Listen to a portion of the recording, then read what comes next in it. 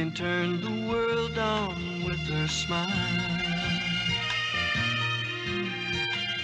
Who can take a nothing day and suddenly make it all seem worthwhile? Well, it's you, girl, and you should know it.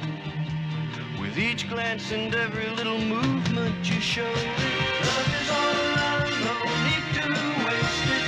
You can never tell, why don't you take it? You're gonna make it after all. You're gonna make it after all.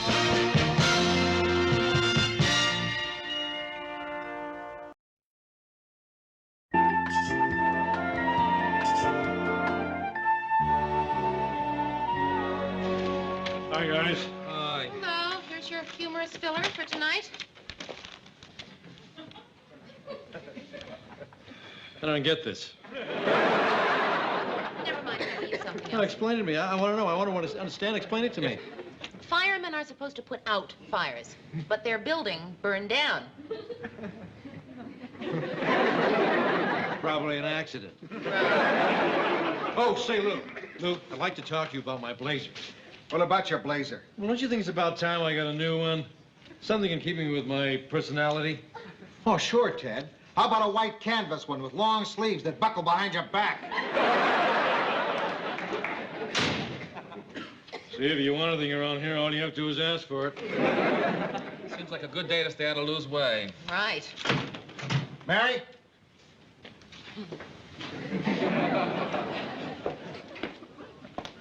Yes, Mr. Grant. I called you in here because I wanted to apologize for snarling at Ted. Tell Ted I'm sorry. Well, why didn't you tell him? I'm not that sorry. No, it's just that I'm in a lousy mood today. I was reading the paper this morning and saw something about a friend of mine in Detroit. That really made me mad. He was doing an article on some mobster, and somebody took a shot at him. Oh, gee, that's terrible. Yeah, why couldn't it have been me they shot at? Nobody ever shoots at me. There was a time when I was out there digging for news, too. I was one heck of a reporter. I was really good. Made Time magazine. Under press. Detroit's Grant. A taste for booze, a nose for news. Well, listen, what you do here is pretty important, too, you know. Yeah, all we do around here is just rip the news out of a wire service machine. In those days, I used to go out and get it for myself. I bet you were some reporter, too. You want to see something? You know what this is? Well, it looks like an old, dusty, broken-down typewriter. Yeah, but it's not just any old, dirty, broken-down, dusty typewriter. This is my grandfather's typewriter. Was he a newsman, too? No, a pharmacist. He banged out a lot of pill labels on this baby. I banged out a lot of exclusives on it, too. I ever tell you about the time they threatened to kill me? Really? I was working in Chicago. I was doing a story on racketeers in the nightclub business. And these two gorillas came up to me, and they said, Grant, drop the story, or tonight you'll be sleeping with the fishes. What'd you do? I dropped the story. I didn't want to sleep with no fishes. Yeah? Yeah, I know. I printed the story. Boy, those were great days. I really felt I was doing something useful, something worthwhile. Now look at me. The only thing I got to do around here is pick out new blazers for Ted. Well, Mr. Grant, if you miss reporting so much, why don't you do some? I mean, now that I'm producer of the news, you've got some spare time. Why don't you take advantage of it? I'm just like this old typewriter here. My keys stick. My ribbons all faded. My insides are clogged with gook. Oh, Mr. Grant, that's not true. A little oil, new ribbon, a couple of screws tightened, you'll both be good as new. Well, you'll be uncovering so much crime and corruption, your life won't be worth a plug nickel. You really think so?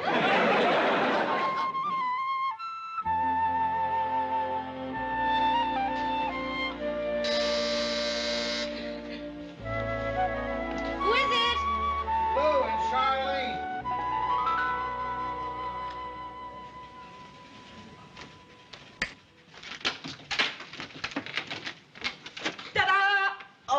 Mary. Hi. Have you been sleeping? No. I must have just dozed off while lying in bed. Gee, we're sorry. It never occurred to us that you'd be asleep at 9:30. Yeah, well, no, usually I'm not. I haven't been to bed by 9:30 in years. Usually I stay up, during the week till 11:30 most of the time. Gee, even on school nights? Maybe we ought to go, Lou. No, come on, stay. I'll fix some coffee. Mary, you won't believe what I've got in these folders. A guy over at Democratic Party headquarters gave me their files on campaign contributions in his whole area. Now, I'll bet you somewhere in here there's dynamite. All you gotta do is find it. Me? Yeah, I have to have them back there by midnight. Why don't you and Charlene go through them? There's another lead I want to follow up. I gotta meet this ex-con at a pool hall. Oh, man. Why are you so excited? You know how long it's been since I met an ex-con at a pool hall? Well, listen, what exactly are we supposed to be looking for? Just make a list of who gave what to whom, who got what from whom, and who did what for whom. But, Mr. Grant... Forget it, Mary. Just be thankful he doesn't want pictures of everybody getting it and doing it and giving it. Okay. Let's hear what everybody's got. Mary. Well, Mr. Grant, after 2 weeks, what I've gotten mostly is discouraged. Me too. I have never seen so many honest elections. Boy, it really makes you feel proud. It's okay if I join you? This doesn't concern you, Ted. Oh. Well, maybe you two haven't come up with anything, but good old-fashioned legwork paid off. I think I found our man right here. Oh, I like him. He's perfect. Can I be the one to tell Teddy he's fired? Never mind the jokes. This is Charles Hartney, councilman from the 17th Ward and quite possibly the next candidate for governor. Why doesn't it concern me, Lou? Because it's just for newsroom staff, Ted. Oh.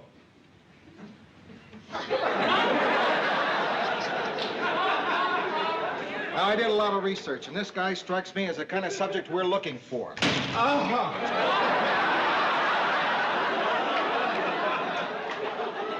Well, I've never heard a word against Hartney.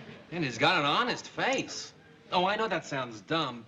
I mean, you can't tell a crook by his face, but this guy looks like, well, he's got the kind of face that people would look at and... What are you saying, Murray? I voted for him. So did a lot of people. And I'll admit his record looks clean. But I've heard a couple of rumors. I'm newsroom staff, so this does concern me. Mind like a steel trap. Are you guys planning a surprise party for me? Ted, will you please get out of here? Hey, I know that guy, Hartley or something. He's a politician. Should we invite him to the party? Oh, no, you don't. Mary can't fool me. I don't know Hartley. Ted, believe me, what we're doing here really doesn't concern you. Yes, it does concern me, Lou. I want to know what's going on, or I tell. Tell who? Him? Tell him what? Why should I tell you? All right. If you want to stay, stay. But this is top secret, so you be quiet. I don't even remember being here. I think he means it. What kind of rumors have you heard about Hartney? Well, at this point, it's just innuendo, but I've got a newsman's hunch. Something smells funny to me about his campaign, and we're going to root it out. Uh-huh. We're going to dig deep. And the first thing that means is that we're subject to counterattack. We've got to be clean. So if any of us has anything in his background that could compromise our investigation, I want to know about it now. Not me. Murray. Well, Lou, when I was in college, I belonged to this organization and was arrested once during this demonstration.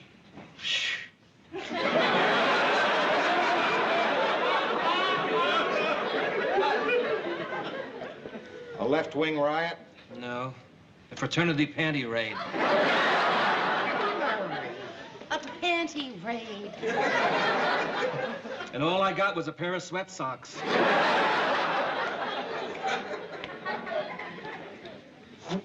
Lou, I'm pretty clean. Unless you count swinging. I do. I'm clean.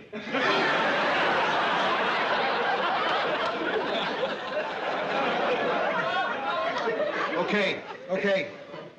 So we go get the facts. A full-scale investigation. Now, that'll mean long hours, hard work. And I want to warn you, this is a rough game. It could mean threats, intimidation, maybe even physical violence. Well, it's like you said, Lou. It doesn't concern me. It doesn't concern me.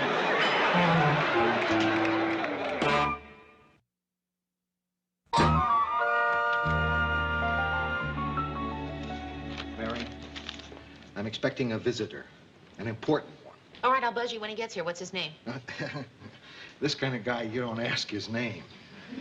He's what we call a source.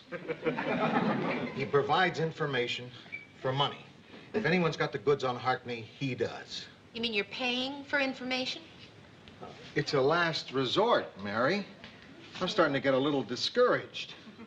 For the past 3 weeks, I've checked out Harkney's income tax records, his campaign finance statements, his investments, and so far I haven't found one thing to write about. The first day I took out my old typewriter and I spent a half hour cleaning the keys. They're still clean. I have to keep my keys clean. Otherwise, the E's start looking like O's. And before you know it, Ted's announcing that the cops have arrested a pooping Tom.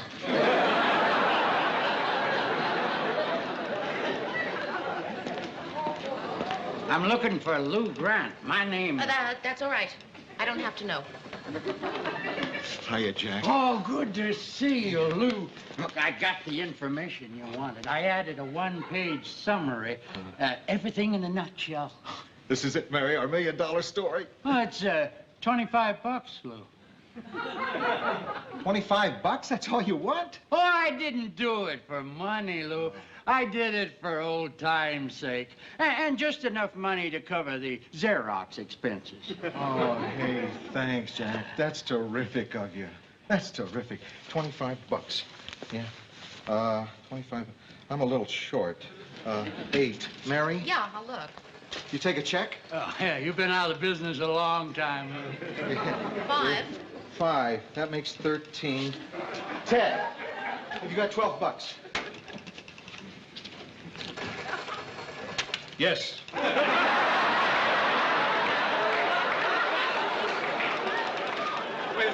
Wait a minute. Mary! What is it, Lou? Give me 12 bucks, quick. What is this, the educational channel? Like I said, Jack, you're terrific.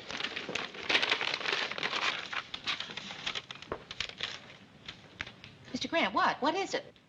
I kill myself investigating a politician. And who do I pick? A man who's totally honest. You want to hear the only black mark against this clown?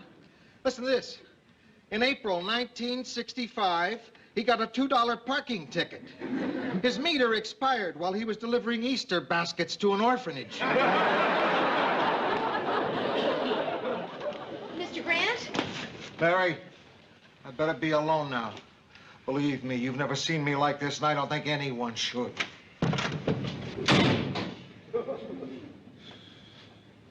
I'm going in there. Mary, don't. That's crazy. I know. Did you buzz me?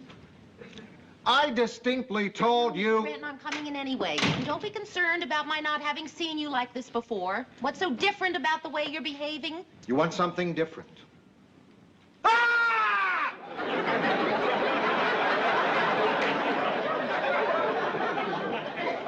that certainly was new. Do you think that you're going to be wanting to do that again? No, I feel better. Well, I've heard that letting it out really helps some people relieve their tensions. I don't think I probably ever could because... Mary! All right, chatting fast is my way of screaming. Look, what is it you want from me? You want to give me a little pep talk, huh, Mary? A little pep talk? Yes, I think I would like to do, yes. Well, I don't think a pep talk's going to help. I'll keep it short. Good. Cheer up. That's it? I really trimmed it down, Mr. Grant. Look, I just don't understand what's so awful that's happened. I killed myself working 3 weeks on a documentary I can do, and you ask me what's happened that's so awful? Why can't you do the documentary? Because he's an honest man! Well, what's so wrong about doing a documentary about an honest man? Ah, Mary, that's stupid. Mr. Grant, I don't think there's any reason to be calling names. Mary, you're a dope. Mr. Grant, name calling isn't going to solve anything here. Look, I told you not to come in here, didn't I? You can't do a show about an honest man. People don't want to see that sort of thing. Our job is to turn over flat rocks and show people the slimy things underneath. Oh, so slimy. Well, that's what life is. I think people would love to see a documentary with good news in it. Anyway, you've spent all that money filming Harkney. You've already set aside an hour of airtime. Why not give it a try? No, Mary. The answer is no. Well, that's just stupid, Mr. Grant, and you're a dope.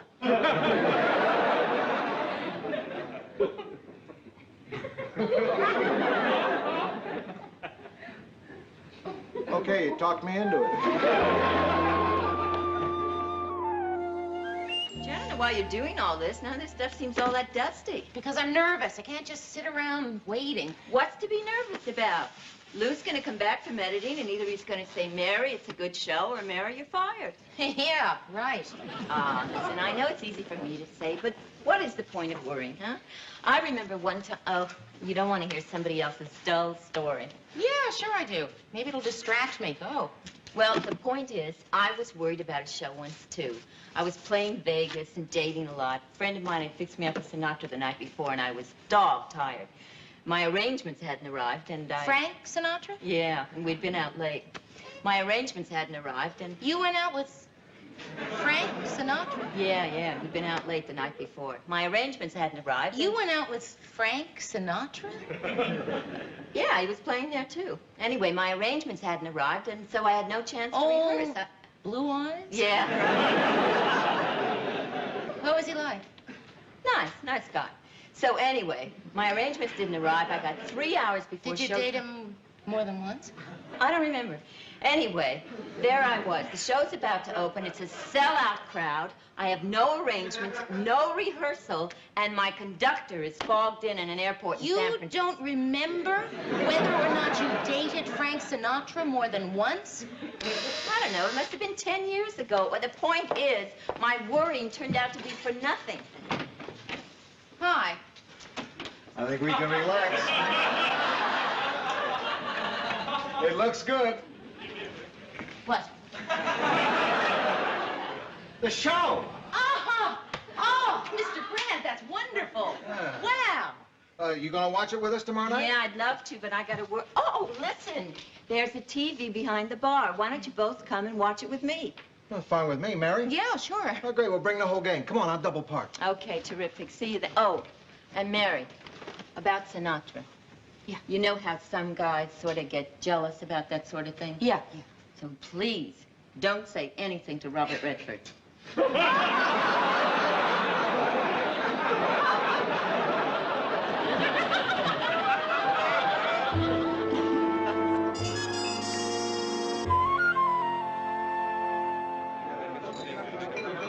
Oh, hiya, man. Oh, Murray, hi. Charlene McGuire. This is Murray Slaughter. Murray. Murray wrote tonight's show. Oh, I'm really looking forward to seeing it. No, it's no big deal. Nothing special. I mean, don't plan on being entertained or amused or thrilled or anything. Murray. It's all right, Mary. I wish somebody had told me that about my second husband. Anyway, I just wrote it. Actually, it was Mary's idea. She co-produced it. Well, thank you. I just hope it works. I mean, I just hope people will be interested in seeing a normal, decent human being in a documentary. Although I don't know why not. I mean, that's what most people are. I can see she's never been chased by the trombone section in a band bus. Hi, everybody. Hi. Charlene, I'd like you to meet Ted Baxter. Hi, Ted. I've heard a lot about you. You're, legendary. You chicks have some grapevine. Hey, it's almost time for the show. Tony, will you turn on to Channel 12? Sure. Listen, everybody, normally I play a set right now, but these are my friends, and they've done a television documentary, and we'd like to watch it. Of course, if any of you would like to watch it, too, you're... Drinks are on me. Want another drink, Mary? Oh, no, this one's fine. I'm dedicating this show to you. Good evening, this is Ted Baxter. Tonight we're going to examine the career of Councilman Charles Harkney. Right after this commercial message. Gosh darn, that guy's good. This is a nightmare, Ted in stereo. What's on the tube? It's a documentary. Portrait of a politician. I'll tell you what you missed. Good evening, this is Ted Baxter. Tonight we're going to examine the career of Councilman Hartney. And then they showed a picture of some guy taking a nap on a roll of toilet paper. For the next 60 minutes, our cameras are going to tag along with the councilman and record everything he says and does. We'll watch him make his breakfast. We'll go with him as he drives to work. We'll watch him open his morning mail. And that's a day in the life of Councilman Hartney. This is Ted Baxter saying good night and good news.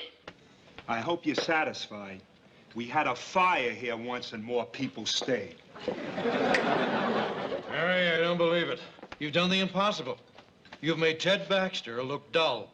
Well, I'm leaving. The check taken care of, Lou? No, it isn't, Ted. That's okay, no rush. Well, I thought it was terrific. I thought it was just terrific. In fact, I think it was more than terrific. I think it was terrific, and I am sure that everybody really loved that show. Really.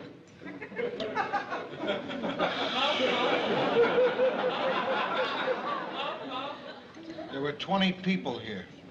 Not one of them stayed.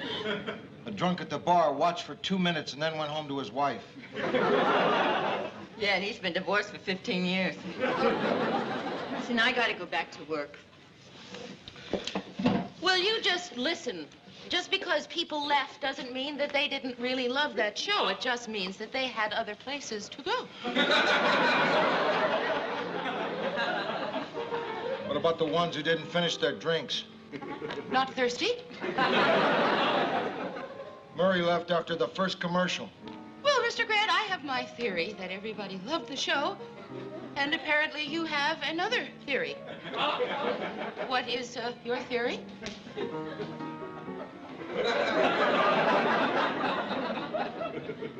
My theory is that if we showed this documentary by satellite to the world, this would no longer be a crowded planet. Well, let me just say this to you, then. I know you're right. Nobody wants to watch the good things that happen in a documentary. They only want to watch the rotten things. Do you know what that means, Mr. Grant? That if it weren't for the rotten things that happen in this world, we couldn't put on the news show. We should be grateful to all the people who do those rotten things. We should stop them in the streets and say, thank you, Mr. Mugger. Thank you, Mr. Thief. Thank you, Mr. Maniac. Thank you, Mr. Grant. If it weren't for those people, you and I would be out of jobs. It's a lousy business we're in, Mr. Grant. I quit. Mary, It's a don't be lousy silly. business, Mr. Grant, and it's a lousy world. And I am going to Africa to work with Schweitzer.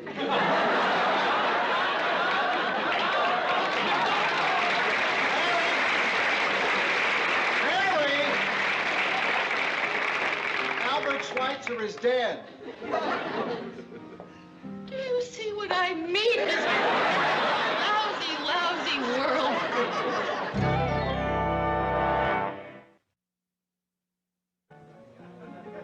Sit down. It wasn't such a bad idea you had. People probably do want to watch good news. You want to know what the trouble with tonight was?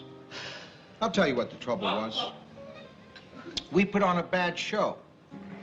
You and I pooled our talents to produce the worst documentary in the history of television. We did a really lousy job. Mr. Grant, What? are you sure you're not just saying that to cheer me up?